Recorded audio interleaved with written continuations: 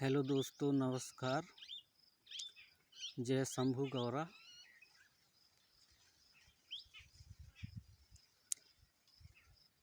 मैं एक चैनल देखा था, यूट्यूब चैनल है जो कि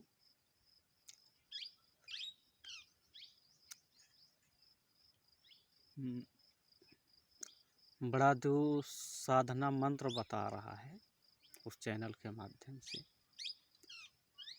तो उसको मैंने कमेंट भी किया था कि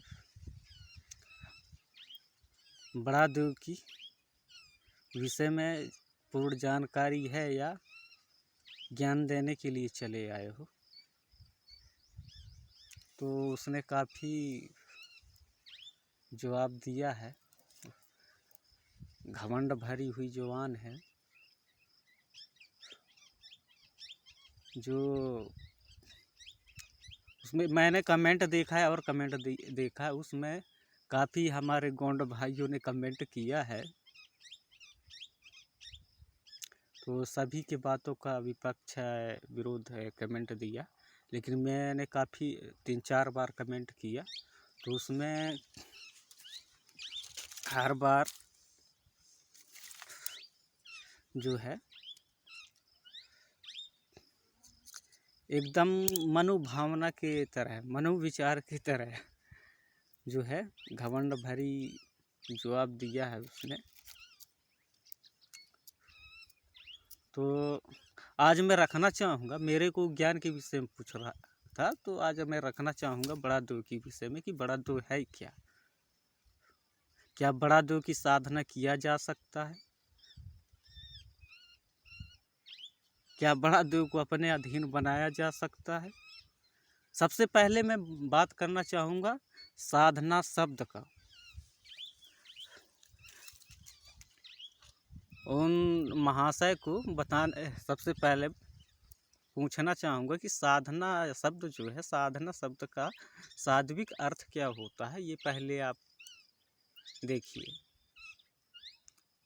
और इसके बाद गोंडी संस्कृति को देखिए, क्योंकि बड़ा देव जो है, बड़ा देव गोंड समुदाय में ही पूजनीय है। हालांकि अन्य समाज जो है महादेव को पूजते हैं, तो कई लोग महादेव को भी बड़ा देव से संबंध जोड़ते हैं, लेकिन ऐसा नहीं है। महादेव जो है वो अलग है और हमारा जो बड़ा देव अलग है। उन महाशय को काफ़ी कमेंट किए, इसके बाद उन्होंने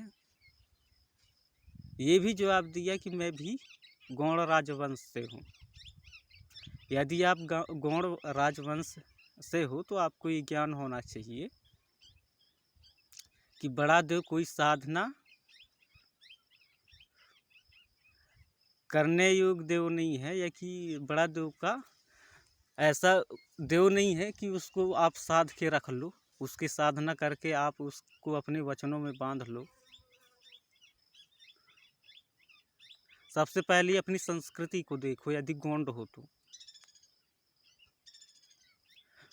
बड़ा देव जो है, सर्वप्रथम बड़ा देव की प्रथम जो नाम है, हम 3 तरह से बड़ा देव शब्द को देखते हैं। कोई एक व्यक्ति विशेष नहीं है बड़ा देव शब्द।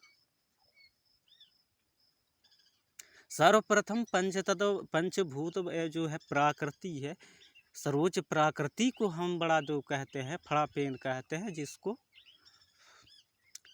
सल्ले बड़ा देव के नाम से जानते हैं। इन्हीं के साथ में पूजनी है बरिहार देव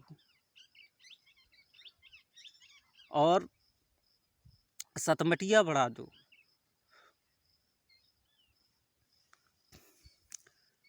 अब इसमें भेद क्या है? सतमटिया बड़ा देव जो है उसको हम दूसरी कई क्षेत्रों में बूढ़ा देव के नाम से जानते हैं। अब सवाल ये आती है कि हम जब कुंदा संस्कार करते, कुंदा संस्कार क्या है? कुंदा संस्कार में पूर्वजों का ये मानना रहा है कि हमारे बीच से जिस व्यक्ति की मृत्यु हो गया है, वो उसके आत्मा को हम कुंदा के माध्यम से अपने बूढ़ा देव में विलीन करते हैं। विलीन कैसे होता है? अब जिसका उम्र पूर्ण हो गया, अपनी जीवन पूरी जी करके मृत्यु को प्राप्त किया है, वो तो ऑटोमेटिक ही प्रकृति में सम्मिलित हो गया। और जो अल्प आयु में, कम उम्र में जिसकी मृत्यु होती है, वो प्रकृति में तत्काल विलीन नहीं हो पाता। उसे अपनी जीवन का जो टाइम है वो पूरा करना पड़ता है, और जब तक उसकी जीवन काल पूरी नहीं हो जाती तो उसको इसी दुनिया में रहना है। इसलिए जो है, जब तक उसे प्रकृति में विलीन होने का टाइम नहीं आ जाता, तब तक वो बूढ़ा देव यानी कि सतमटिया बड़ा देव के अधीन रहता है, और इसे हम कुंदा के माध्यम से मिलाते हैं।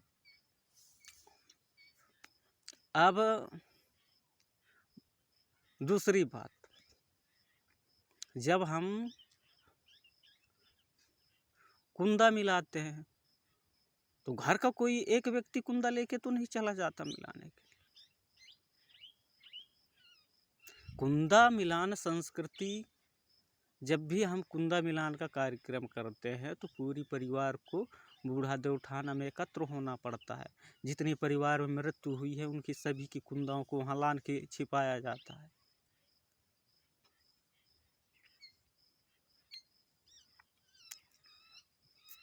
जब पूरी परिवार वहाँ बैठता है, कुंदा संस्कार का न्याय किया जाता है। न्याय करने के बाद जब बूढ़ा देव कि प्रसन्न जिस व्यक्ति पे आता है, ऐसा नहीं है कि वो पंडे के ऊपर आए, किसी चाहे कितना भी बड़ा पंडा का है ना, कितना बड़ा तांत्रिक का है ना, वो बूढ़ा देव सवारी आएगा ही नहीं अगर उसकी पसंद का या उसके योग का व्यक्ति नहीं है तो। बूढ़ा देव का सवारी अपने योग व्यक्ति के ऊपर ही आता है। इसलिए जो है पूरी परिवार एक साथ बैठते हैं। उस परिवार में बूढ़ा देव के लायक जो व्यक्ति होता है, बूढ़ा देव के भार को धारण कर लेने के लायक जो व्यक्ति होता है, उसके शरीर में बूढ़ा देव का शक्ति संचालित होता है। तब वो छिपाए हुए कुंदों को खरदा मारता है, या फिर कुंदों को उठा करके बूढ़ा देव के स्थान में लेकर रखता है, मिलाता है।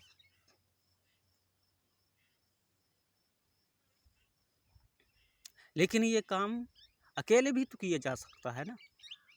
अगर साध के रखा जा सकता है तो अकेले किया जा सकता है। जो पंडा है अकेले जाके कुंदा मिला दे, जिसके घर में मृत्यु हुआ है कुंदा को लेके अकेले मिला सकता है?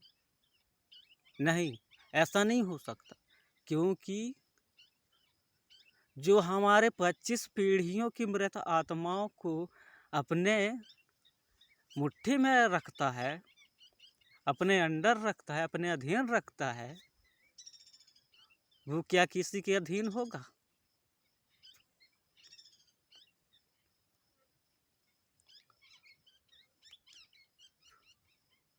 पच्चीस पीढ़ी तक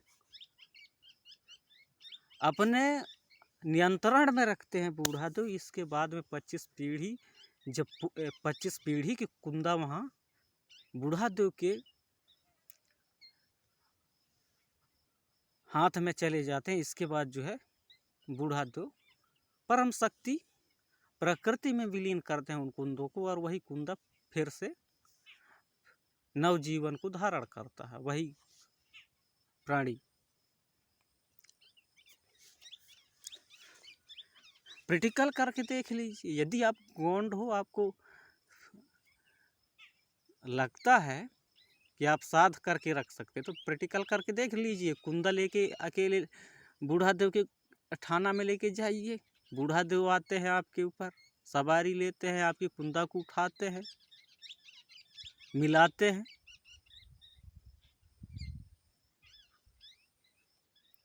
बूढ़ा देव को हम बड़ा देव इसीलिए कहते हैं जब हमारी पूरी परिवार एक साथ होता है।